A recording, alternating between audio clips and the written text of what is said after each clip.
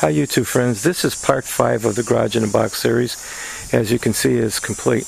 My wife and I completed this yesterday evening. I tried to do a video, but it got a little bit too dark.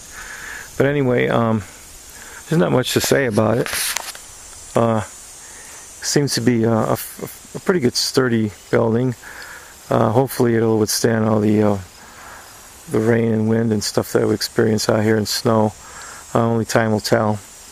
But for the benefit of those of you who might be interested in purchasing one of these, I'm going to go over a few things that I noticed that might be helpful to you. First things that I like. Harbor Freight or Shelter Logic uses very quality zippers on this system here. I am going to put some wax or soap on it so it can be easier to slide up and down as time goes on, but I was surprised. They also make a draw type system with that includes pulleys and some rope. That's what those holes at the top are for. They sell a kit for this. If you go to G Hostess's site, he has one of these buildings and he made his own, so you can watch it there how to make it. He said he made it for about half price, I think. Things I don't like this ratchet system here. It's easy to tighten, but it's hard to loosen up. I probably will replace these ratchets eventually in the future.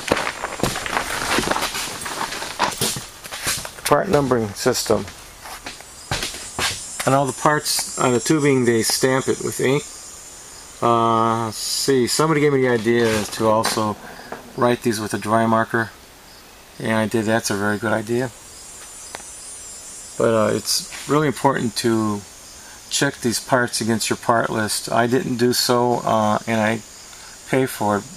I delayed my project by a few days by not having the right bracket in the corner here. Here's a typical corner.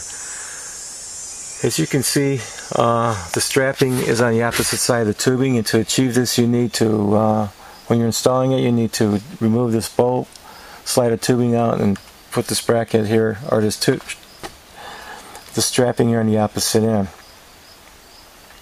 If you also notice, the tubing does not go through the pocket. It gets the tinning wraps around the tubing. It's also typical in the center. You have to remove that tubing at the top there and loosen that bolt and put the strapping on the opposite side of it. There you go. G Hostess wanted to know what I was referring to when I was talking about the cross bracing. There it is at the bottom. It's a bottom brace. It braces each section. There's a bracket on each end of it. And the tubing here is the only tubing that will slide through the pocket. The other tubing doesn't. So also I found a good idea to leave one of these base sections, these base plates, unfastened. I fastened it and I had to remove it, and I had to put the bolts back in it, but it's easier to adjust it and to install it if you leave one of these open, just one on each end. Inside versus outside. You can tell by the tag. When the instructions refers to the white side of it, they're referring to the white tag. And finally, a couple more things. I found that it's a lot easier if you get a couple of these clamps. I use a few of these clamps to help to secure the tarp when I was installing it.